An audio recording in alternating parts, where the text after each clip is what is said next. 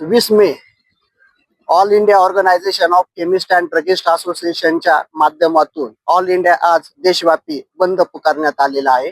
या बंद मध्ये सिन्नर तालुक्यातील जवळपास 300 ते 350 मेडिकल स्टोर्स या बंद मध्ये सहभागी आहेत।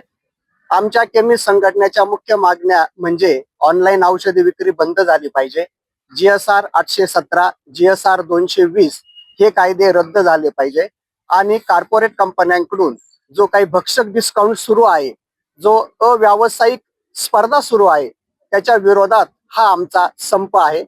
या संपाचा मुख्य उद्देश म्हणजे नुसता केमिस्टचा नफा मिळवणे किंवा नफ्यासाठी हा बंद नसून सुरक्षित औषध वितरण व्यवस्था, विना प्रिस्क्रिप्शन रुग्णांना नशेची, गर्भपाताची किंवा धोकादायक औषधे मिळू नयेत, तसेच तरुण पिढी नशेच्या आहारी जाऊ नये, डुप्लिकेट औषधांमुळे कोणत्याही रुग्णांचा जीव जाऊ नये हा मुख्य उद्देश आहे। त्यामुळे सर्व रुग्णांनी, सगळ्या ग्राहकांनी हा केमिस्ट संघटनेचा उद्देश समजून घेतला पाहिजे अशी आमची केमिस्ट संघटनेच्या वतीने आमची अपेक्षा आहे।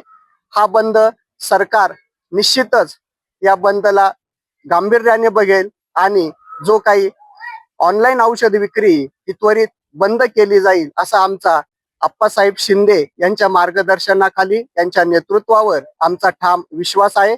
Drug and cosmetics act 1940, rule 1945 नुसार कायद्यामध्ये ऑनलाईन औषध विक्रीला कुठेही परवानगी नाही। ऑनलाईन औषध विक्रेते, ऑनलाईन प्लॅटफॉर्म, ई पोर्टल सेवा हे बेकायदेशीर ऑनलाईन औषध विक्री देशात सुरू आहे, ही त्वरित बंद झाली पाहिजे अशी आमची ठाम भूमिका आहे।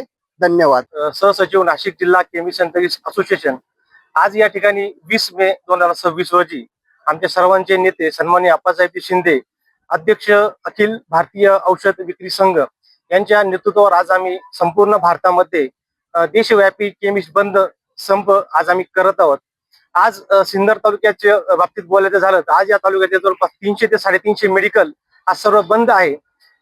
त्याचबरोबर जिल्ह्यातील जवळपास 9,500 मेडिकल आज तेही बंद आहे आणि संपूर्ण देशातील जवळपास 12.5 लाख केमिस्ट आज संपावर आहे। आज आम्ही सिन्नरमध्ये संप करत असताना नुसता संप करत नाही तर पेशंटची काळजी सुद्धा घेत आहे। मेडिकल बंद असताना इमर्जन्सी आम्ही काही नंबर्स जारी केलेले आहे, जेणेकरून आज या तालुक्यामध्ये पेशंटला दूरसोय झाली नाही पाहिजे, त्यांना औषध पण सातत्याने भेटले पाहिजे।